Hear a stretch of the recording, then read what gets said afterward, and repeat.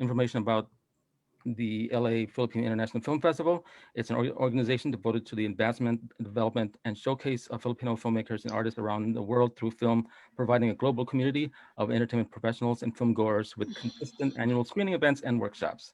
Uh, I'll let you know how you can contact both organizations at the end of this panel. Now a little bit about our panelists. Um,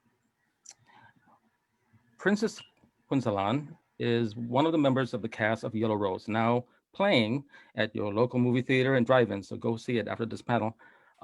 She is a respected actor in the Philippine entertainment industry, now based in Los Angeles. Since starting at the age of 10, most of her work has been on television. She is a versatile actor known for a broad range of roles across genres, but perhaps is best known for her iconic villain role as Evil Selena in the ABS-CBN drama series Mula sa Puso, for which she won MPPC's Best Actress in a drama series. Our next guest is Grace Moss. She is the Senior Director of Talent and Development and Inclusion for NBC Entertainment. In her role, she oversees future programs that focuses on discovering, cultivating, and showcasing talented writers and directors of diverse backgrounds with the objective of getting them staff on NBC scripted programs. She also manages nationwide outreach efforts and develops relationships with community partners such as the National Hispanic Media Coalition, the Coalition of Asian Pacifics in Entertainment, and East West Players. Before coming to NBC, she was a development executive at the Style Network. Yeah. She oversaw new series in production from initial pitch to delivery. Prior to her stint at the Style Network, Grace worked as a producer and director on a plethora of unscripted shows on a variety of networks, including MTV, VH1, TLC, and NBC. She graduated from UCLA with a BA in English and minor in Asian American Studies. And our last panelist is Janet Nepales. She is a multiple-time Los Angeles Press Club award-winning journalist and the first and only Filipino member of the prestigious Hollywood Foreign Press Association, a presenter for the annual Golden Globe Awards. She was a contributing editor for the Hollywood Foreign Press Association's 75th anniversary's commemorative program book, Hollywood Foreign Press Association, A History, 75 Years of the Golden Globe Awards. Later, she was an executive producer for both the 76th Golden Globe Awards and the 77th Golden Globe Awards. Both shows were nominated for an Emmy. Janet is co-author of the first Filipino women's book entitled Disrupt, Filipino Women Proud, Loud, Leading Without a Doubt. She has a weekly column, Hollywood Insider, on GMA7 News Online, as well as being the Hollywood correspondent for GMA7 TV network. She has a regular column in Manila Up Magazine and Exquisite Magazine, as well as a weekly column in Manila Bulletin, one of the top daily newspapers in the Philippines. She was recognized by the Filipino Women's Network as one of the 100 most influential Filipino women in the US in 2012 and one of the 100 most influential Filipino women in the world in 2013. She is the wife of writer journalist Ruben V. Nepales and the mother of two daughters, Bianca Nicole and Rafaela Angelica. Everyone, please welcome our guests. Thank you very much, Edwin. We will now start this panel off with Faye Koons, one of our co-hosts. She has her first question for you three. Well, would like to welcome all three of you, but I'm sure the audience would want to know, why and how you got into the business, the film and television business, or let's say the where you are right now. What were your interests and how you got into that? Maybe we can start with Grace. Yeah, absolutely. Thank you so much for having me. I'm so honored to be among these amazing panelists. And yeah, I'm just happy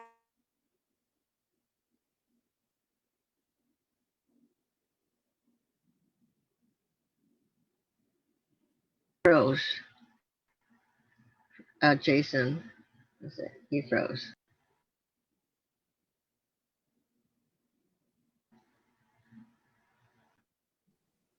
Am I still frozen? No, Can you hear me now? No, I'm so yeah. sorry. I don't know if my connection was fine, like until now, randomly. But of course, when we started talking. But yeah, I've been in this industry ever since I graduated from UCLA. Again, like Edwin was saying in my bio, I actually got my start in reality production. Um, in the time when reality was really booming. This was like the late 90s, early 2000s. And I really learned a lot about how television was made to actually be on set and hire crews and make and produce shows. But I wanted something a little bit more stable rather than sort of being this freelance producer. And with that, I was able to switch lanes to become a development executive for lifestyle programming. So still in the reality space, but now on the network side. And there, I really learned how the business worked from that point of view.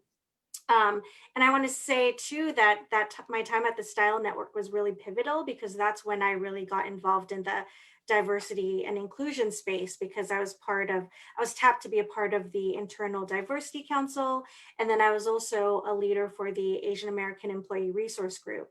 And I think with sort of that engagement, I found that I was really passionate and excited to do work in those spaces and not as interested in the day-to-day of development and taking pictures and doing notes on cuts and all of that. And so when Style had shuttered in 2013, it really was a blessing in disguise because I was forced to sort of, again, switch lanes for another time. And at that point, and this opportunity at NBC had just sort of landed in my lap. And I think my experience from being a producer in reality and my experience on the creative side, working development at the Style Network, really lent itself to the skills that were needed for this current role that I have. And of course, being like a woman of color, I think that obviously made me really know the nuances and complexities of doing work in diversity and inclusion. And so I landed at NBC in 2013, and this is my 7th year. I'll be having my 7th anniversary in a couple of weeks. And so, yeah, I've been doing it ever since. Thank you, Grace. Now we're going to move on to Janet. Hi, thank you very much for inviting me. It's like an honor to be with these prestigious women in the panel. And so I started in the Philippines. I'm a journalist, a graduate of the University of Santo Tomas and a product of public school. And from there, I took up AB journalism in college and I was an editor of the school paper. And from there on, I said, I only want to be a journalist all my life. So I went and joined the Times Journal publication, where I was also a writer there and was working for Parade magazine. And that was my first encounter with Hollywood, because most of the stars who go to the Philippines and land in the Philippines, they bring them to me to be interviewed. So that was my first taste of Hollywood. And when I went to the States, my husband went to the States, Ruben, Nepales, and we got married here in LA. And so we continued our career here because most of the people know we already are here in Los Angeles. So they ask us, can you interview Whitney Houston? Can you interview Kenny G or something? And that started the ball rolling. We continued writing about Hollywood. And pretty soon, Ruben was able to get into the Hollywood Foreign Press, which does the Golden Globes annually. And after 4 years, I also joined. So I'm the first Filipina member, and Ruben's the first Filipino member of the Hollywood Foreign Press. And soon enough, now I became the first executive secretary, the first Filipino executive secretary, and the treasurer, currently the treasurer in the Hollywood Foreign Press. So I'm really proud to represent the Philippines in the association, which is composed of 85 members representing different countries. So we're like the United Nations of journalists. So I really love my job, and I don't think I can change my career because I'm passionate about being a journalist. Thank you.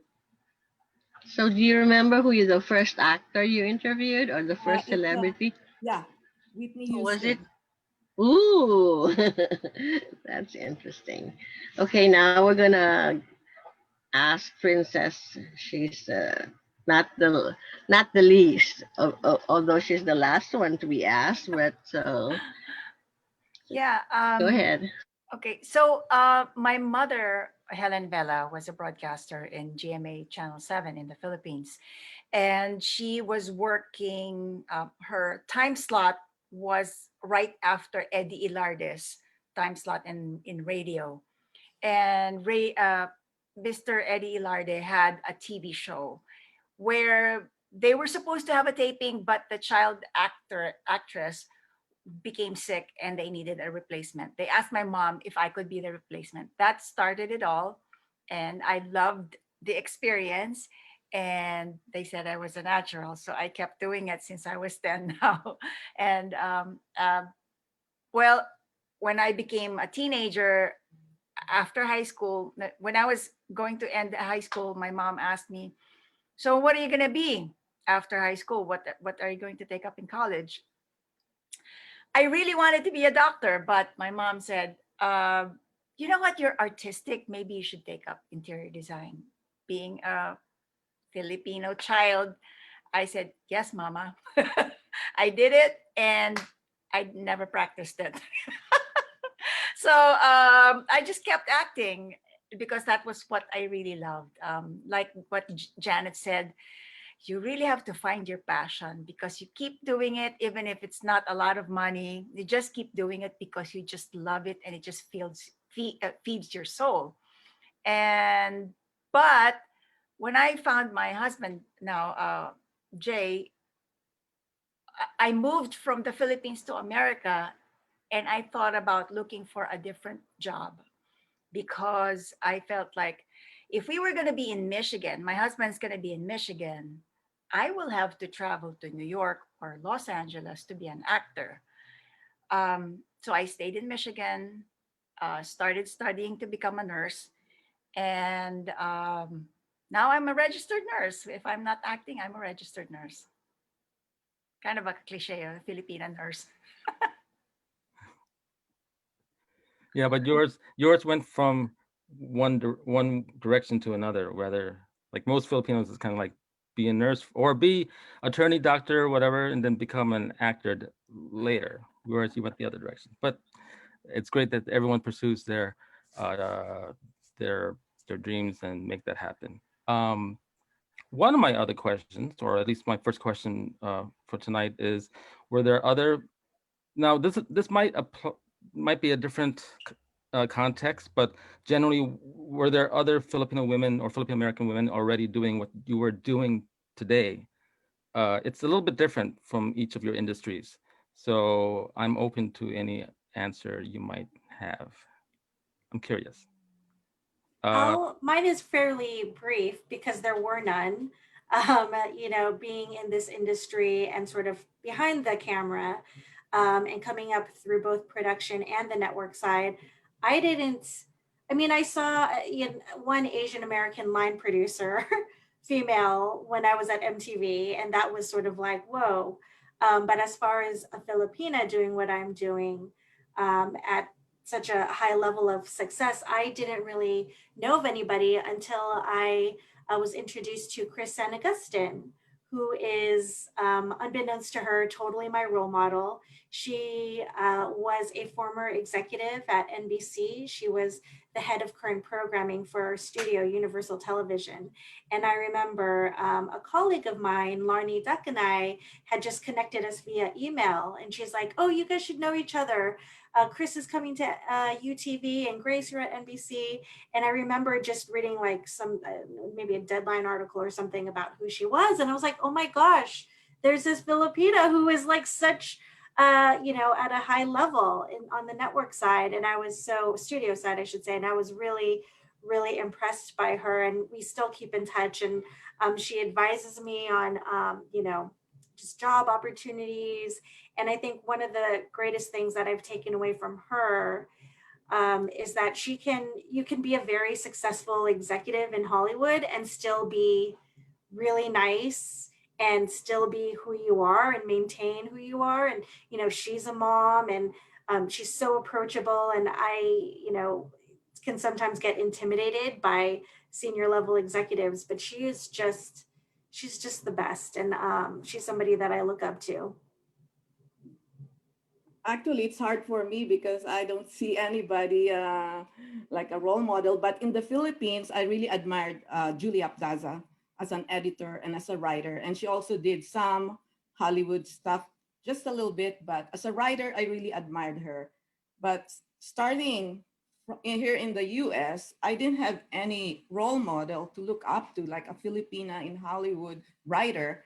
So I just went on and did my passion and continued writing, which is my first love.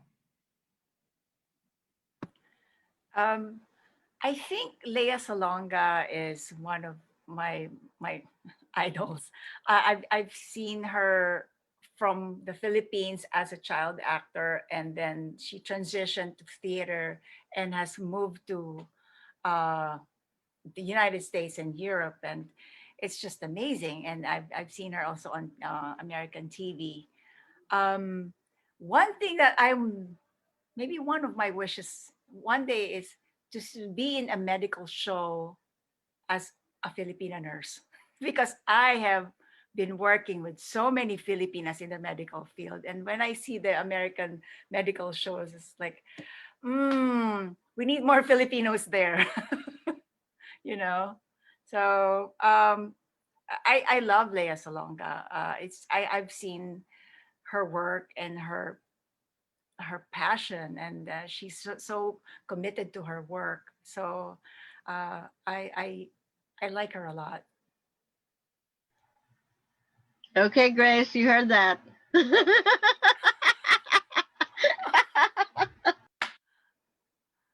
So we're gonna go to the actual, the meat of our discussion, really. Well, I don't know. Maybe if you, well, Grace sort of mentioned that, like Larnie told you that you can be a mother but still deal with it.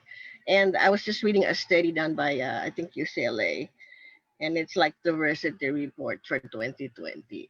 This is in film. I think the television will be much later, but it said that largely among the executive level, there's still it's still a white male industry. Executives, managers, the upper echelon are still white. So even white women as their film directors are having a tough time. So I'd like to find out what you think about that, Grace, or whoever can answer.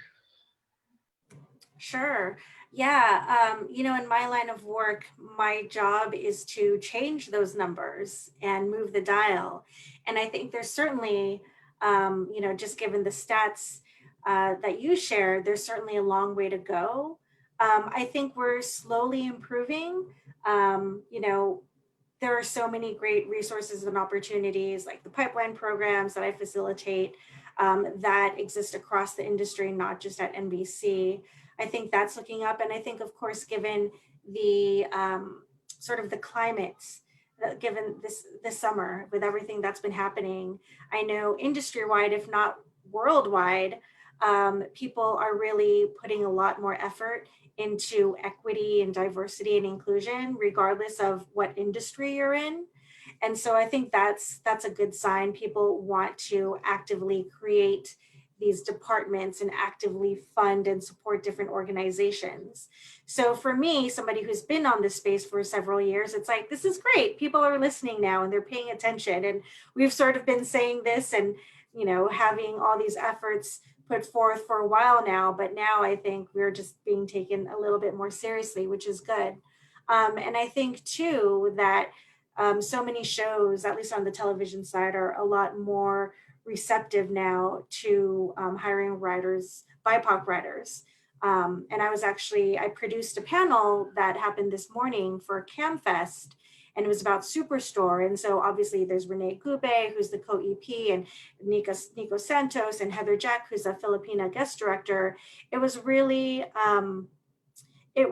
really cool to see these Filipinos working both in front of the camera and behind the camera to get our stories told. In Superstore, Nico talked about the fact that Mateo Liwanag was undocumented, and just sharing that story and the intersectionality of being Filipino, but also LGBTQ and all of that. So I think there is work to be done. And of course, we're not moving as quickly as we would like, but we're getting there. So I'm feeling optimistic about it.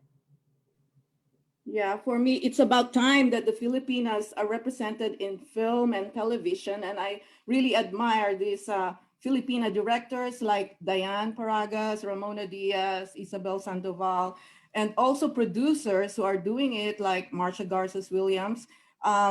Because we need representation of the Filipina, and we should embrace our being Filipino and not be embarrassed about it, because sometimes I interview also some actresses and they try to hide their being Filipina. So because they're not gonna get hired, we need to show it off, and we need more writers also to write stories about the Philippine myths, legends, any of our stories. As long as we are represented, we need to network. We need to help each other and build our own Filipino community in Hollywood, because in numbers there is strength, and we need to represent our community as well, because the Filipino is very talented and we need to highlight and showcase this talent to the world. So it's important that we are joining film festivals, getting awards, and being recognized, but we need that bayanihan spirit and not crab mentality to help each other get where we want to be going. So.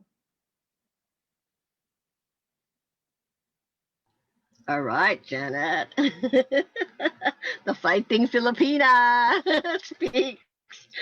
How about you, Princess? Well, they both said that we need to be present. We need to be supportive of each other. A lot of other Filipino creators are there, and when we see them, we see their work out there. We need to support them, and yun nga, bayanihan spirit. We need to have that. Great. Awesome. I like hearing those two things. And then I think that's what everyone, at least our community, are doing. However, and I'm not sure I want to even ask this question, but I will now. And for me, in the last 5 years, when I started supporting, in the beginning of my career, I kind of didn't. I'm one of those guys that didn't, and I was afraid to even say Filipino and all this stuff for whatever reason there is. Now I am proud to say that, and I'm doing it anyway, and supporting others as well.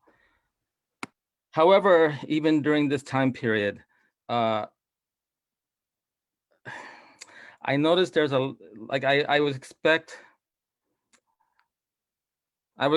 our Asian brothers and sisters to support us as well. So when their films come out, whether they're a Chinese American film or Japanese American film or whatever it is, we all support it. All of us, even us, we support them. However, when one of our films come out or any projects that come out, I go through the algorithms, I go online, I see Twitter, I see Facebook. I notice there's not an equal amount of support from them for our projects. I want to ask the three of you, what are your thoughts on that? And is there any solution to this, if there is any? Grace, start with you. Yeah. Yeah, I think one of the biggest issues is how, even the term, like when you say Asian American, like more often than not, it is highly sort of East Asian centric, Chinese, Japanese, Korean. And then maybe, you get into the Southeast Asia part of it all. But I think that's one of the challenges is that, when you see if you were to put together, say, a cover of Entertainment Weekly, that's all Asian, you're going to imagine, a lot of like Chinese American, Korean American faces. But if you were to put all Filipino, people wouldn't really think, oh, that's like an Asian American cover. So I think there is a lot of history to that, but I think that's definitely one of the biggest challenges is that Filipinos are often sort of neglected, dismissed, ignored out of the own Asian American community. And I think that's certainly something that I've been really trying to fight for on my side and really be able to support different Film organizations and give shine to Film talent, because I feel we often don't get as much sort of engagement or support from just the general API community. So I've noticed that too. And I think, to Janet's point, something that can make a difference is when we all do lean in and actually claim your Filipino-ness and play Filipino characters, and maybe adjust your character's last name so it's more Tagalog versus just, I don't know, another East Asian last name. So those are some of my thoughts. Well, actually, I was thinking of Reggie Lee, because Reggie Lee, when you think he's a Filipino actor, he changed his name to Reggie Lee because if he uses his real name, he can't get a role. So anyway, we need to join forces, as I said, Bayanihan Spirit also. Like join a group like CAPE, for instance, Coalition of Asian Pacifics in Entertainment, who is very supportive of Asian Americans, and just build together that unity that we are proud to be Filipinos, and keep on writing about our stories. And as I said, Bayanihan spirit and not crab mentality. So, and we need also the help of Filipino marketeers, to advertise our product, to advertise our films. So sometimes Hollywood is very expensive, or it is very expensive. So if we can harness those Filipino advertisers, marketeers to support Filipino films, and get the word out about our projects, then probably we can engage the interest of the Filipinos as well. And we can also use the slant of selling this film with a Filipino touch. So we know that this is very unique to our culture and our heritage. So in a way, it's just cooperation, networking, and giving all you've got, all that talent to the community in order to succeed. I'm very, very new to being an actor here in America. I'm a newbie. But from what I have been hearing, relationships are really important in this business. Um, and if we know each other, then we will know how to help each other. And I've heard some people say, it's not just, hey, are you Filipino, or are you working in, or what do you do? It's not, we shouldn't have that mentality of what can you do for me. It's more of, okay, how can we help each other, or how is there any way I can help you? It's a different attitude and flavor of making that relationship, if that makes sense. But the only reason why I am here in Yellow Rose is because of relationships. I worked with Clarissa de los Reyes on a Maalaala Mo Kaya episode. She was still a student, and then she asked me, I'm doing a thesis, I'm doing a short film. Can you help me? I said, sure. I didn't say anything. I didn't ask for anything. I just helped her.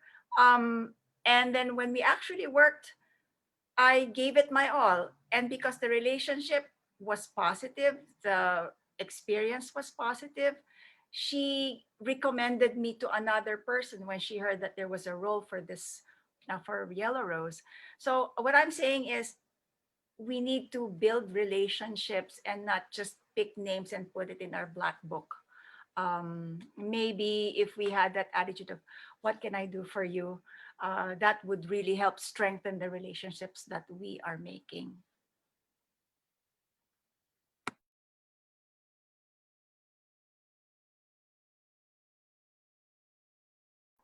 Faye, yeah. You have any questions, Faye?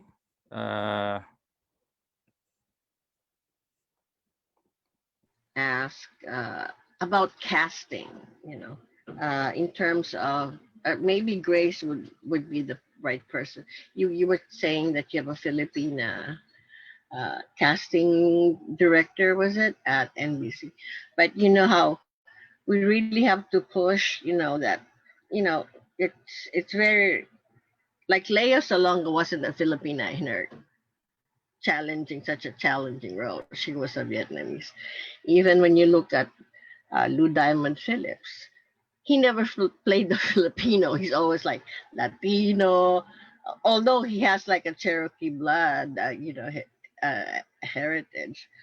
He's got Cherokee blood, genes in him, but there's never a story that we would play as Filipino, because And it's nice when you're a Filipino and then you see the same color of skin, you see the same character on TV. You relate more to that story than when you see, the white folks out there. So, I mean, casting, I think, is a very important uh, part of inclusion. So, can you explain to me how NBC does this and, sort of like encourage stories? Because essentially, also, it's important that, when the characters are diverse, let's say there are a lot of Asians in this show, there's really more, a bigger following than just, than an all white show, even if they're like, so how does NBC really, I don't know, if you push for that diversity in stories as well as casting? Yeah, absolutely. Well, I do think the casting part of it all is sort of the result of obviously the stories and the writers' room, right? Because if you're not going to have writers in the room crafting these stories and these characters, then you'll never make that to the screen, see those faces on screen. So I think even before the casting process starts, it goes back to the writer's room. It goes back, and before that it goes to the showrunner, and before that it goes to the development executives, who are ultimately the gatekeepers. They're the ones who are dictating and deciding, okay, what should we go ahead and develop, what stories sound good to us as individuals, and keeping in mind the brand. And then once you sort of have that sort of first filter, everything will sort of go on from there. So I think it is really important to have executives on the development side who are really who embrace all types of stories, even if they may not be of a specific, BIPOC background themselves. As far as casting, I will say specifically at NBC, our head of talent casting is an Asian American woman, which is amazing. And so I think with her being the head of that, that obviously filters down to the executives, who work with her, and then the casting directors that work with her as well. So I think that makes a big difference. Jandis Cardoso is my co-worker, my colleague, and she oversees all of the in front of camera programs. She's Pinay and Lebanese, and she also makes it a point to support a lot of these programs with API talent. And so one thing that she spearheads is to make sure that from all the festivals that we go to, whether it's like the LA Asian Pacific Film Festival, CamFest, Imaginative in Toronto, ABFF, the American Black Film Festival, that we receive a lookbook of all the high potential talent that we should know and we should have on our radar. And so she will screen all the sort of actors and bring folks in for general meetings, and I'll do the same for writers and directors. And then between both of us, we'll pick our favorites and then circulate that to our executives on the programming side at the network and studio. So, I mean, I think that's probably one of the main ways that we do that. And I think, again, just being women of color who are, who this is very important to us, we're just actively doing this anyways, yes, it's our day job, but we are very, very passionate about finding the best talent. And I think, with all the relationships we have at East West Players and CAPE and CAM and FPAC and all that, it's like, for me, it's my honor to be able to be that first sort of line of defense to find the great talent and bring them into the fold at NBC. If I may add to that about relationships and building relationships, Ryan Murphy has been a big supporter of the Filipino talent when he gave John Briones a break, the assassination of Johnny Versace, and Darren Criss a break. And because of that, Isa Briones, the daughter of John, also portrayed his daughter, Elena Cunanan. And then from that, it snowballed, giving John a big lead in Ratched. So it's building relationships is really important with the outside world. And then once you prove yourself, that Filipino talent shines, and now they trust you about, about your talent, and they give you more projects and probably bring in your friends who they think are also talented. Camille Mana did Asuncion with Jesse Eisenberg, and we have also Tess Paras when she did Dana Thomas in Grimm's Aswang. And this is also because of Reggie Lee, who pioneered putting Filipino legends and myths into the mainstream audience. So it's all about relationships as well. And when Charisse Pempenko, also known as Jake Cyrus, now performed in Here Comes the Boom, and then she got into Glee as well, another Ryan Murphy project, as Sunshine Corazon. So these are some examples of Filipinas also portraying Filipinas, real Filipinas in the shows.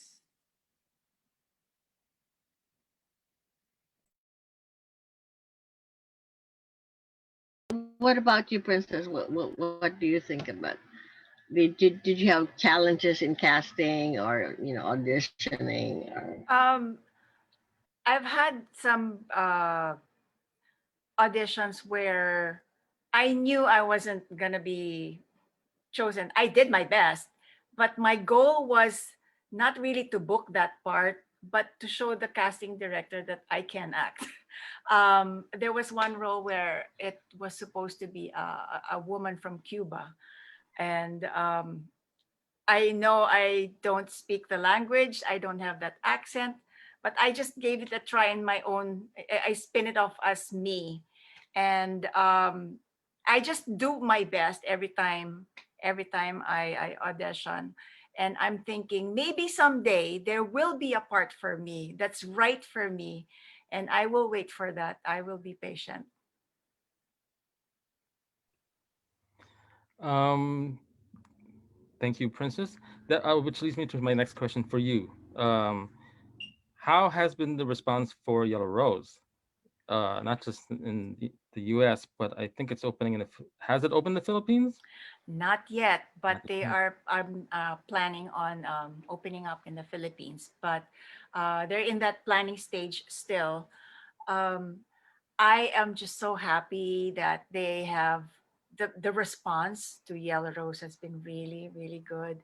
I have seen firsthand the Filipino Bayanihan spirit, people sending me videos or Facebook lives of when they were in the theater with all their friends and relatives watching Yellow Rose. It just really makes my heart brim with joy seeing Filipinos that I don't even know, and they keep sending me pictures of when they're actually in the theater. It's just a wonderful experience seeing Filipinos get together and then share the trailer on their social media, just because they are thrilled to see their own kind on the big screen in the US. They say it's nice to see yourself on screen. Any thoughts of the Yellow Rose phenomenon? Janet, Grace, what do you think? Yeah, I'm so proud of the crew, cast and crew, Diane, Leia, Princess, and Eva, doing this movie, because it's also about immigrants and the life of an immigrant, and a girl finding her voice, which is very important, Filipinas finding their voices and representing and continuing their dream, even if people say you can't do it. So there's lots of lessons to be found in this film, and it's really inspiring. And I'm so glad that it made it mainstream, and to see your kababayan up there on the big screen. Yeah, I totally agree. I think I had seen it when it premiered at the LA Asian Pacific Film Festival last May of 2019, and it's just really moving.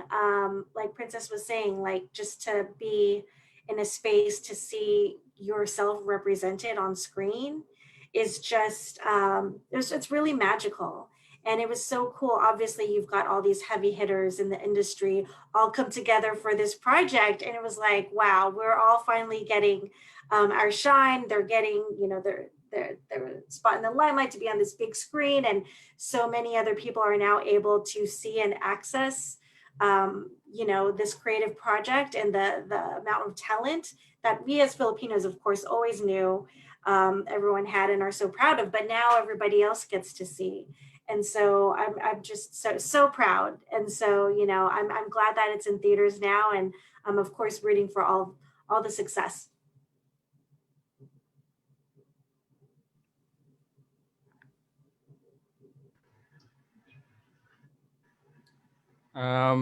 Before we go to Faye, if you have another question coming up, I'd like to remind all of our attendees, please post your questions on the Q&A or any of the chat forums we have available to you. Post your questions now. We'll be asking these your questions to our panelists very, very soon. Faye, you have any questions?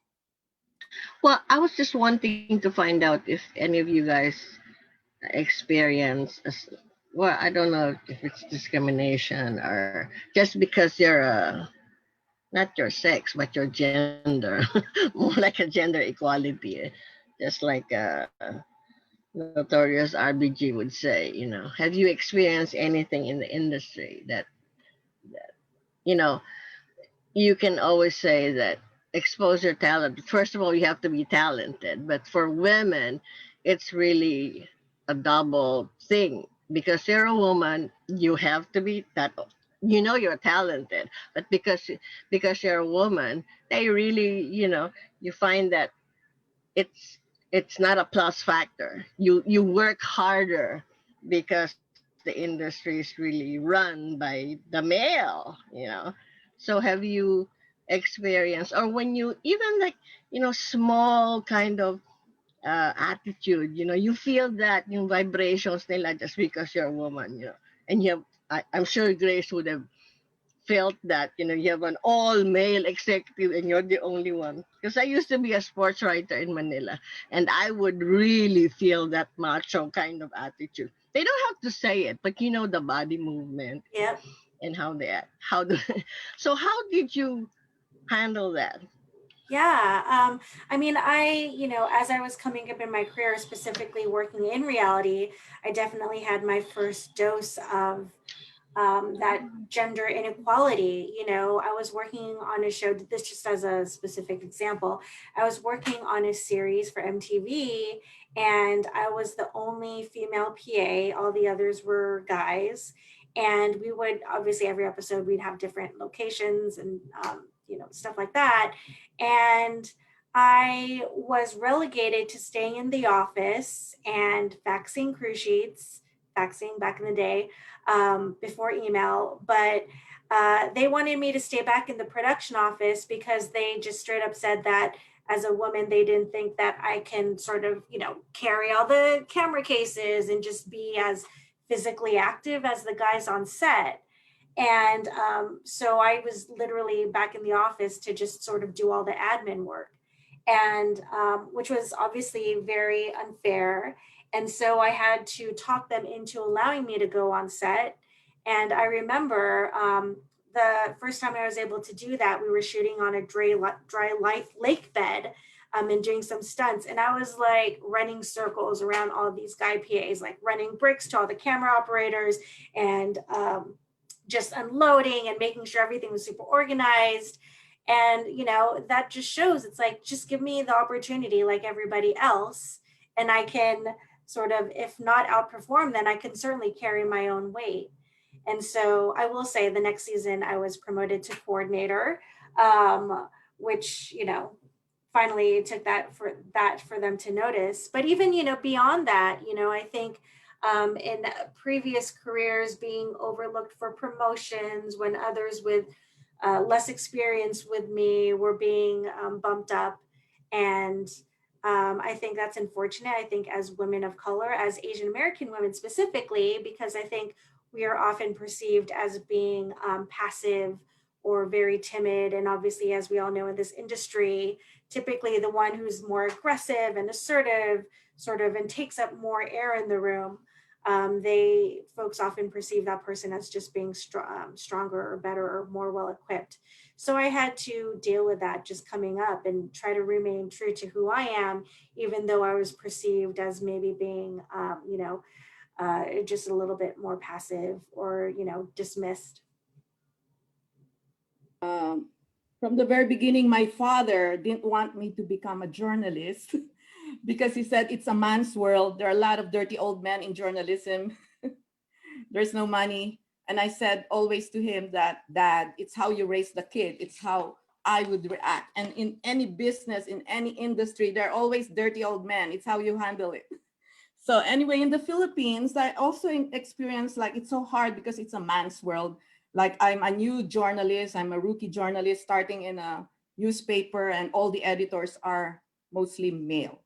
So it's usually when I go to the printing press or something, and all the editors would say, stop the press. And they would watch Janet walk, that kind of thing. And then sometimes, when I interview some celebrity, like I won't name the group, but they watched me walk on the hallway and they said, "Ooh, look at how she sways her hips." And then finally I reached the door. "Is this so and so?" And said, "Yes, I'm going to interview you today." And they suddenly froze and like behaved, So and also when you do the interviews here in America, I also experienced discrimination because like they preferred a graduate of UCLA or USC to the University of Santo Tomas. And I would say, University of Santo Tomas is even older than Harvard. What are you talking about? I'm a cum laude graduate of the school. And somehow people didn't want me editing their work when I reached to the ranks, when I can edit their work already. And a person of, American or something would see all the red ink on her paper. Oh, she hated that a female, as of color, is editing her work. Where she would say, where did you learn how to talk in English or even have the right to edit my work when I grew up talking English? I said, you will be surprised, but we speak better English than you or something. Like we take care of our grammars. So you experience that kind of discrimination when you're starting out, but you have to pursue your passion and just have enough confidence to continue what you're doing and show to them what you're worth. Well, I have not received any discrimination yet. As I've said, I am very new to the entertainment industry here, but as a nurse, I have experienced those, and I am so sensitive. It's so easy to push me to make me cry. So I just take it, and I'm still trying to learn how to voice out my opinions, and but there were a few times when I just had to be quiet, and I just took it. Then and then others would say, "Oh, you're too nice. You should say this and this and that." But I'm learning. I'm learning. Awesome. Um, I'm going to go ahead a little bit early to ask a question from our audience for all three of you to answer. So one of the questions I received is, are there any programs or internship programs geared towards bringing more diversity within casting, distribution, development, and behind the scenes? Diversity within the workplace, productions, and working along with decision makers who will influence bringing diversity on the screen.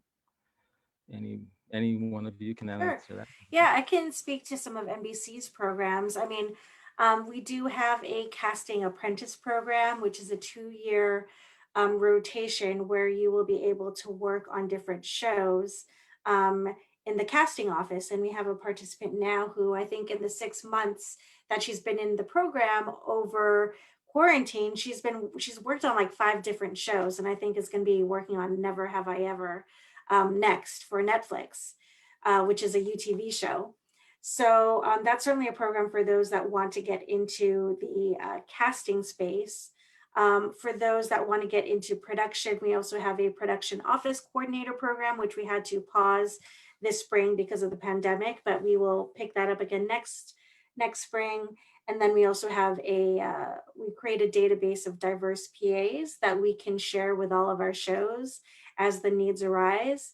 And so that's something that we also want to make sure that we're a resource for all of our shows, so that they can never say, well, I didn't have anybody of color that I could hire, which is, I'm sure we've all heard that excuse before for why there's a lack of diversity in any part of this industry. And then on the development side, there is a couple projects in the works in development at the network to help bolster diverse voices and POVs on the development side. So that's very early in its stages, but those are some of the things that we're doing internally to get BIPOC voices on our shows in those capacities.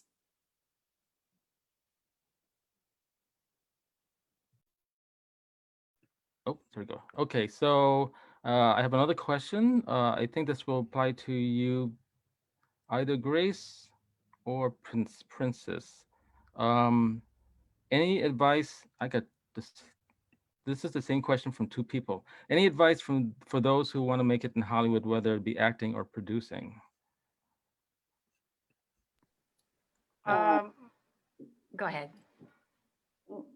If I may answer, if join organizations like CAPE, where they have a writing program, and the Hollywood Foreign Press also grants them money to be able to produce all these workshops.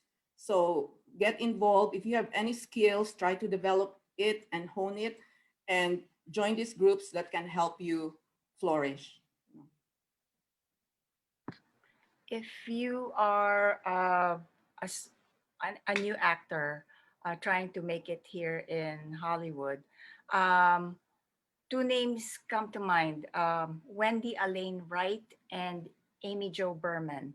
They have been in the industry for a long, long time, and they know how it works. And they have classes that actually teach how to start and what kind of photos you need, what do you do, how do you make a resume, and all those nitty gritty, the very detailed teaching of how to start. And I think it's worth it, because you will have a better use of your time if you know what you actually have to do. And then most important of all, just work on your craft. Be excellent. That's how you get noticed. Just work at it, give it all your heart, work it, and just be excellent. Never stop learning. Yeah, and I would agree on both of those fronts. To Janet's point, there are so many of these different organizations and different fellowships and pipeline programs that exist to make sure that you're successful. So just do your research, apply to all of them, and apply to them year after year, because they are competitive. But it is so worth it once you can get into any of the writer director programs. Another thing worth looking into, I know at NBC we have a PAGE program, which is for post-college, for those who have already gone to college and their sort of early career. And that's really an opportunity to rotate among different facets of the business, whether it's casting, corporate communications, music, features, publicity. You really get a taste of what it looks like to be on the network and studio side. I mean, one of our current associates, he started as a page in our program. So that's something to look into. And then to Princess's point, I think it is so true. And as people of color, we have to work twice as hard to get half the recognition. And I think going in, you need to make yourself undeniable. Because if you're going in for a general meeting or for a staffing meeting, oftentimes that showrunner may have already made up his or her mind, and you need to be able to change their mind and just present yourself like you've got the best sample. You're fully prepared in the room during the interview process. Your references can totally back you up. You've got a great resume. So just continue to hone your craft, because when that opportunity comes to get staffed or cast, that's your opportunity and your one small window to really get that opportunity. So I would second that thought too. I just want to add something. Aside from working on your resume and making a good resume, you also need a good agent. Okay. And we have two outstanding Filipino American agents, and that's Peter McHugh and Rowena Arguelles, who are very supportive of Filipino talent. So I'm putting the word out there. If you need any help, need any agent, you can contact them. And I'll also throw out Stuart Kavanaugh from Gersh. He is a agent on the alternative side. So any reality producers, directors out there, Stuart has got your back. Uh, that for me, that's amazing to hear. There are Filipino American agents out there that will. I mean, that's amazing to me. That's great. And I heard there's a Filipino American casting director who casted the film The Mule. I found that out last year. I didn't even know that. I forgot his name. Sorry, Mr. Whoever you are. Let's see. I do have another question here from Laura Bofil. She asks, what has been the biggest changes you have seen in the entertainment world since the pandemic started? What do you hope will happen in the entertainment world for Filipinos and in general, given these changes? Anyone? I'll go first. I think for me, the biggest change, given my line of work, again, is just the magnified efforts to cast and hire BIPOC talent, which is huge. I mean, we were always having these conversations before, but again, people are paying more attention now. I think my main thing and my main hope is that these will be lasting efforts and not just a flash in the pan, because that's something that is trending and people want to sort of have the headlines to show that they're putting these efforts forth and putting their dollars to support these organizations, which is great, but we need to make sure that they're actually gonna be around for the long run and not just for the next couple months. So I'm really curious to see, with these new departments that are popping up and these different programs that I'm sure are being developed as we speak, I'm really hoping that they're all taking into account that how can we make these successful just in the long haul in the years to come and really have tangible results. For me, what are the changes or that I noticed during the pandemic? A lot of my interviews right now are done virtually by Zoom. So you get a peek into the actors, homes, what they're doing at home, like Arnold Schwarzenegger feeding his donkey while we're doing the interview or something. And so it's interesting, like Ringo Starr's memorabilia of the Beatles and his background. So you see a peek into their homes, which is really nice. But also we see a lot of movies being postponed, like until next year or, on hold.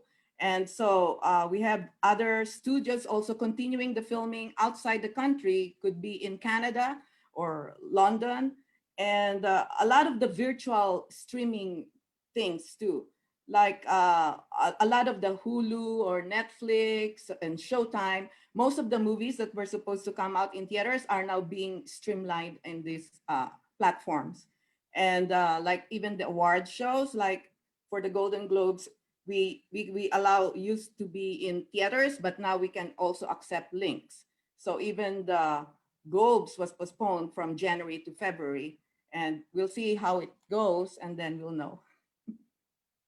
On the actor side, I have seen more and more auditions doing self tapes. Now the challenge is finding a reader because you're by yourself.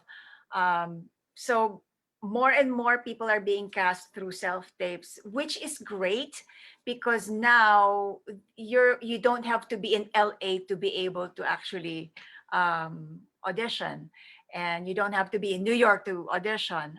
So you just send in your tapes. Now, the important thing right now is to learn how to work the camera and create your own self-tape in a manner that the casting directors will respect, because some people still do things where it's kind of it takes away the attention from your eyes and with a very busy background or a bad audio. So those things we need to learn now, not just acting, but also how to use the camera, lights, and the sound. And during the pandemic, I've seen more and more casting directors and acting teachers go online. So, which is great because now we have that opportunity to learn from others in this manner.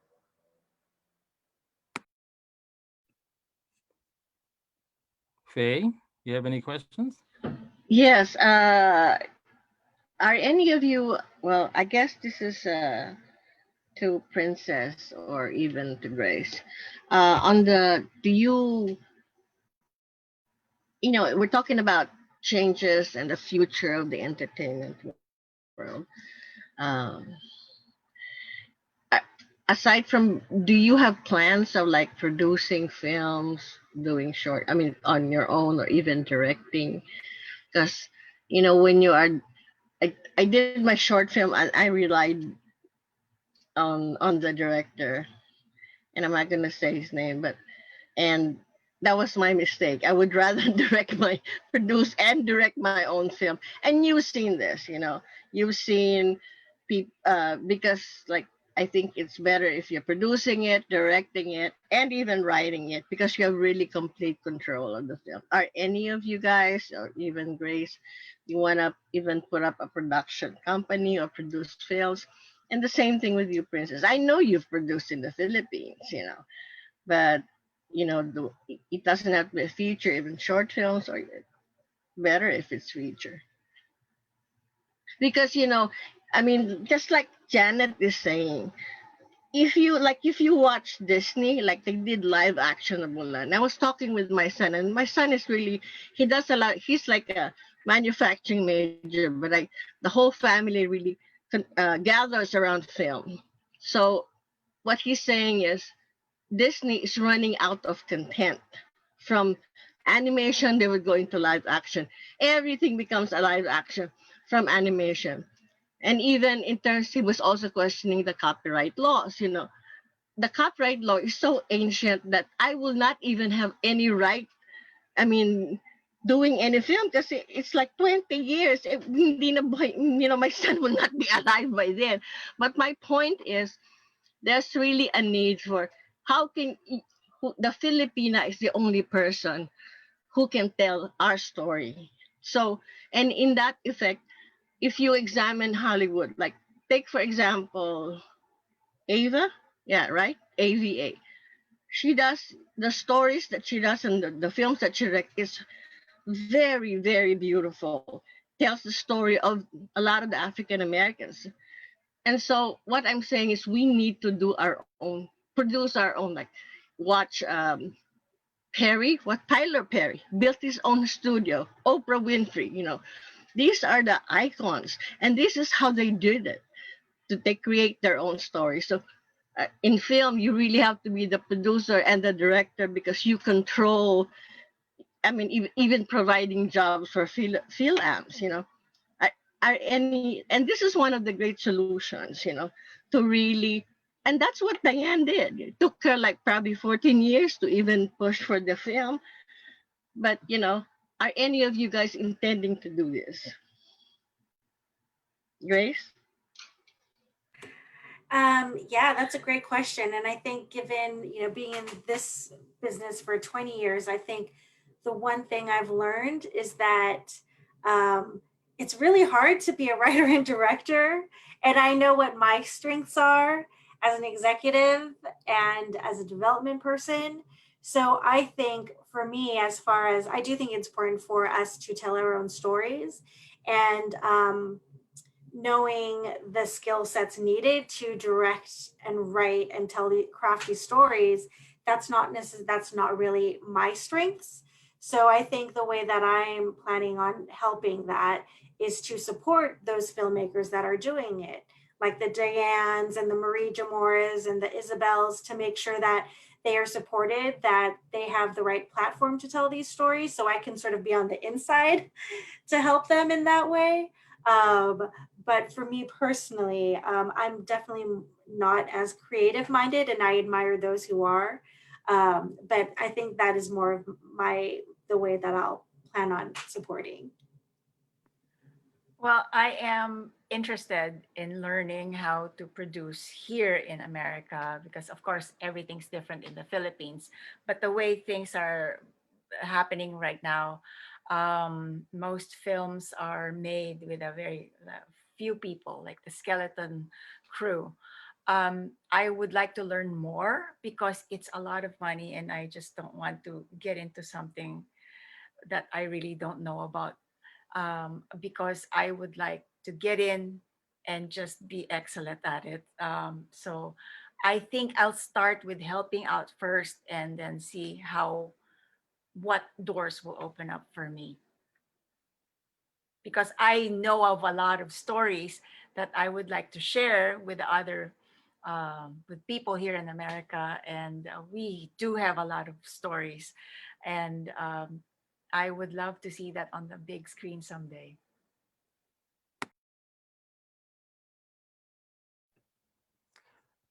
Uh, Janet is a writer. Okay, Janet, what do you think? What are your plans? I'm also gonna do what Grace and Princess are gonna say, like I'll be supportive of a company. Well, Dean Devlin is Filipino, so and he has a production company, so probably he can hire more Filipino Americans, you know. So I will be supportive, and that's gonna be my part, and I can spread the word, and you know, Ruben and I has always harped on the Filipino connection when we write about Filipinos in Hollywood. And so that's what we're going to do, like be supportive, help them in any way that we can. And they can always come to us if they need suggestions on, you know, anything. So. I'm going to ask a question from Ethel G. Rubio. She's asking, well, she's saying, currently there are second and third generation Philams pursuing journalism and careers in the entertainment industry from schools here in America. Janet, do you go out of your way to mentor them through their respective school programs? During the pandemic, no. But in the Philippines, yes, I was always invited to speak before journalism students. Yes, I did that. And I was always a guest speaker in a group of journalists. And I love talking to journalism students because, you know, there are only a few journalists out there. So like, I want them to be inspired, and, you know, I want to get hold of what they're thinking, and ask all, they can ask all the questions, and answer probably all their fears or something. So yes, I reach out to them. In fact, in my school, I graduated from Quezon City High School. I gave out scholarships in my own way, scholarships to the members of the Capital, which is the newspaper of the high school. So whoever is in that core group, I usually gave out scholarship known as Janet Nepal Scholarship or something. It's in my own way. I'm trying to help, and I've seen them graduate already through college. So.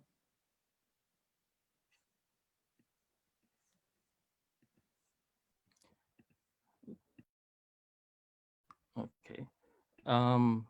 Faye? Mm, Faye, turn on your mic.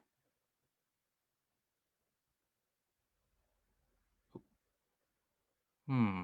Uh, Okay, there we go. okay. What? Are you gonna do the chat or me? No, I'm going back and forth. So whatever you have a question, go ahead and ask. Yes, I would like to direct it to Princess. And, you know, can you, I don't know what year, you said 1985 you came over here, but I would like to see some sort of like, even Janet can answer this probably. The Can you see the difference between right now, if you look at the women filmmakers in the Philippines, they're really good, you know, and it's like most of them are really young. They started independent filmmakers and they're really young, and now, you know, they there's so much. It's too bad that the pandemic has occurred, or the virus has really spread out to the Philippines. But even if they're doing that, Cinemalaya is still alive, and in terms of, can you compare the way the Filipinas and the Philippines in the film industry compare it to Hollywood? I'm sure they're experiencing the kind of more so probably the kind of macho kind of attitude within the industry. But compare them, and then you Um, can answer that too, Janet, if because you've been there too. yeah. Okay. So What do you think? I I moved to America in 2005, and if compare, it's first of all, the market in the Philippines is so much different from the market here in Hollywood. Um, what the Filipino audience in the Philippines is looking for is different from what they're looking for here. In the Philippines, the normal people who watch movies and TV look for, I feel, in my opinion, look for like an escape in their normal life. They want to either feel so much joy. That's why there's a lot of romantic comedies. They want to escape and feel good just for about 1.5 hours. And so that's why there's a lot of rom-coms in the Philippines. Either that or the super mega dramatic, like, you bare your heart and cry one bucket of tears type of uh, drama, because people want to express what they're feeling, so that it's kind of like they can't express it in their real lives, but when they watch these shows they relate with the characters and they're able to express their own feelings, because they probably cannot talk about their emotions with a person in their own homes. So the market in the Philippines is different. So the way they do films in the Philippines is different from the way they do it here, because I have noticed that it's more subtle here in America than in the Philippines.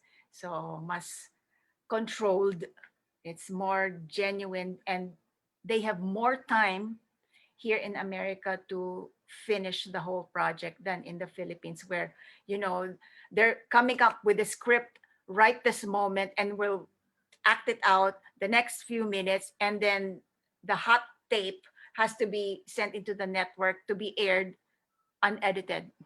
So it's so different. So the way things are done are totally different. So it's hard to compare because like apples and oranges. Thank you for the question, Faye, because Ruben and I always go to Cinemalaya every year, and I love it when the female filmmakers are getting younger and younger and more talented, more talented. But I noticed also with the Philippine films, there's always no budget, no budget. Okay, they do it guerrilla style. They have only a camera. They do it for 1 week.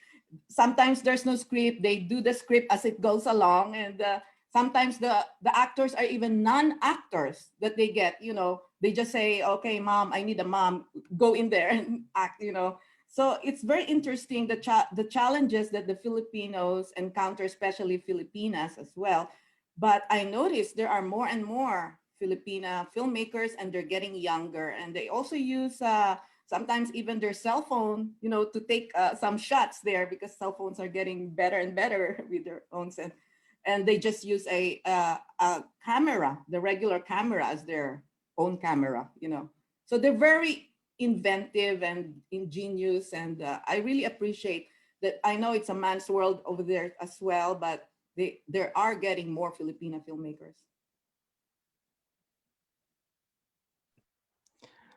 Okay, so I have a fun question. Uh, if you weren't doing what you're doing right now, what would you be doing instead?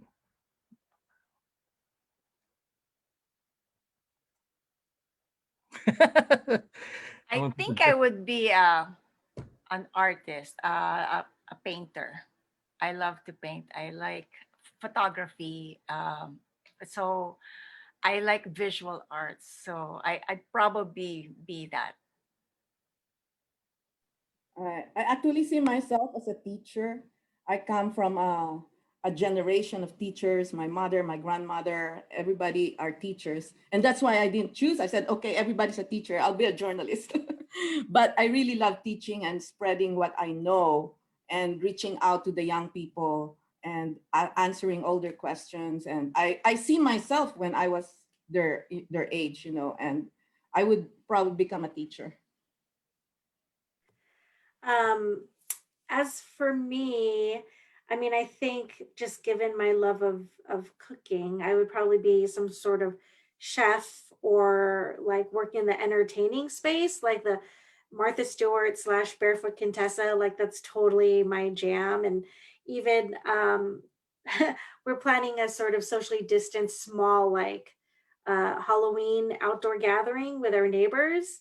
And like even that, I'm all like shopping list, budget, timeline. So I think for me, that is just my natural talent and where my brain gravitates to. And it's sort of the way I get to be creative because it's through just like putting ideas together and themes and cooking. So I'd probably be along those lines, chef, entertainment person. Faye, you have a question? React to Grace. Yeah, it's very interesting because like a lot of the Filipinos love food. Chef show, you know, that should be very very interesting. Yeah, Okay. absolutely. The Filipino food scene, I mean, it's been a couple years, but there's obviously like this movement, the Filipino food movement. So I'm totally jazzed by it, you know, just with Alvin Kailan, and I think his book Amboy just came out. And obviously the folks at Lhasa and Park's Finest, like it's really cool to see just from that cultural standpoint, like our food starting to get recognized and embraced. And yeah, no, I think our food is delicious. So I think it's about time. Okay, talking about food, the silver lining for me during this pandemic is going back to cooking and cooking my paellas, which I always love. And I said, oh my God, I'm good at this. And so I get comments from my chef friends. I said, Janet, you should teach me how to do that or something. You know, I've never done it before. So it's interesting what you will learn about yourself during this pandemic.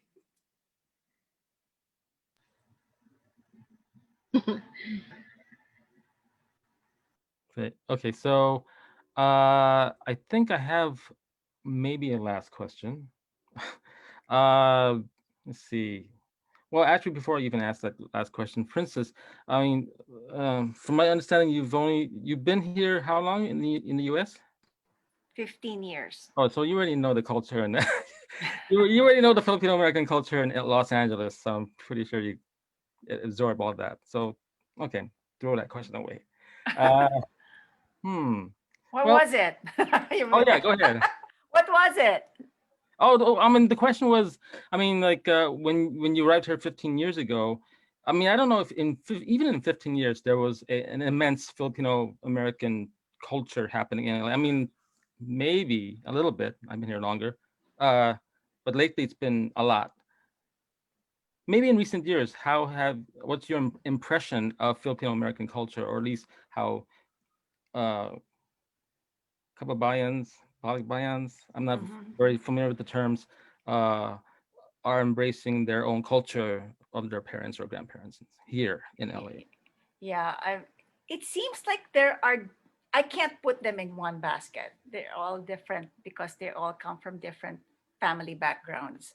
I see a lot of Filipinos who are professionals in the Philippines and, may sinasabi, but when they get to America, everything's just, they try to adapt to the new world that they're in. And um, they're still trying to find their way.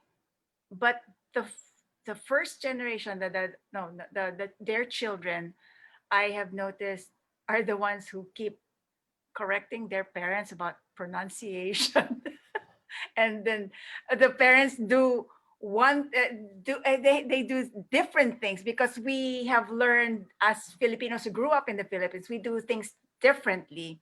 And so the children make fun of their parents, saying, why do you do it that way? It's, things like that. And it's just, I just see it, and it makes me smile that the children are correcting their parents with several things that they are not really familiar with. But a lot of I've seen a lot of the children identify themselves as American now, not too much as a Filipino. Great. Okay, so Faye, if you don't have any other questions, I'd like to thank our panelists for joining I us. have one. I have We have one. one. Go ahead. Okay, so we're coming out with Filipinas, and um and it's funny because like sometimes I was thinking of like Almost Paradise. I don't know if you've seen episodes uh, that was produced, and I think he directed the last episode in Dublin. So what's interesting about Almost Paradise is that it was filmed in Cebu, but the thing is mostly the sometimes they would film directors or film producers would go to the Philippines, and then it is really cheaper to do production there. First of all, the value of the dollar is higher. I mean, the peso is lower, so essentially it's really good. It's giving jobs to the Filipinos there. But my point is there are some stories that really, it comes out as these are the Filipinas, either they're caregivers there, they have the porn, like their poverty porn, But what's interesting about the Almost Paradise is they never exposed the storyline never dealt on the poverty, not so much a good image of the Filipinos. Of course, poverty exists and is still existing. But I was thinking maybe what would be the kind of image, both Filipinas here, Filipinas here in LA and in the Philippines themselves, what would you think would be the best kind of image that would, there would inspire you, stories that would really not only tug your heart but elevate the Filipina. It could be any story, actually. I'm surprised that we're only doing poverty porn or something, or macho dancers, Mm-hmm. but it could be a very simple story, a heartfelt story that we can show to the world. And it's in the writing. The writing is actually the key here. What we write about a family, about a voyage or a journey of a girl, you know, themes that the whole world can relate to, and not just about the slums in the Philippines, or so it's a universal Mm-hmm. theme, but it's how you write this story that really counts. So and I always say that to people, like, how can we get into this industry, is write good stories. It's the story, story, story, and that's what I would harp on.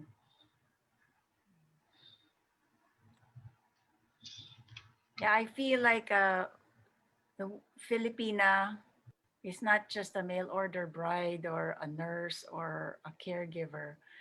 It's so much more. Filipino women are family women. They love their family. They'll do anything to keep the family together. They're hard workers. I mean, I have met women in the medical field. They work 3 jobs. They don't sleep enough, just because they're trying to keep their family here and still sending money and helping out all their relatives in the Philippines. And they're just so much big heart, with women with big hearts, very generous and very loving of their family. That's what I think. Okay, so with that note, I'm gonna close it out. Wait. Yep. We were supposed to, so to end this, you were supposed to, you have like a future project Oh or, yeah. Okay, so yeah, yeah. Go ahead. Go ahead. You do it, Edwin. any future projects, the three of you, anything coming up on the pipeline? Sorry if my internet, it's been unstable for the past couple minutes. So if I drop out, I apologize. I mean, I have been at NBC for 7 years nearly, and I am actually going to be making a transition and joining the Warner Media team in November. So I'll be the VP of Enterprise Inclusion over there and designing pipeline programs for BIPOC talent, women, Oh, equity she's gap. gone again. Oh, shoot. Sorry. Am I frozen again? No. We can hear you. Okay. Yeah, that's the big thing that's coming up for me is I'll be joining Warner Media in a couple of weeks to design programs there. All right. How about you? Well, for me, I no Princess? future no future projects for now. We'll see how Yellow Rose goes. I just want to plug the Golden Globes, which is coming in February 28th instead of the January key. And we're always behind the scenes working to deliver a good Golden Globe for you. So watch out, February 28th. And with that note, I'll end it right here. I'd like to thank our panelists, Grace, Princess, and Janet for participating in our panel tonight. I'd like to also thank the Filipino Hollywood, the Filipino American Chamber of Commerce of Hollywood and the Los Angeles Philippine International Film Festival for presenting this panel as well. I'd like to also thank my co-host, Faye Koons, for helping me with some of the questions. And I'd like to thank our technical director, Jason. I'll call him Jason A. I haven't pronounced his last name yet, but Jason A. Thank you very much for handling the tech side and all our social media as well. If you would like to become part of the panel as a guest panelist, our attendees, let us know. Contact me at facc-hollywood@gmail.com. If you have any ideas for us to do, let me know as well. We will have our next panel coming up. It's a very special panel about this upcoming election. So that'll be around the end of October, and we'll be announcing it shortly. But again, I'd like to thank our panelists and everyone else, all of you at home watching us. Have a good evening. Have a safe weekend. Breathe and relax and self-care. So yeah. Happy Saturday. Thank you for joining us here. Thank you very much. Thank you.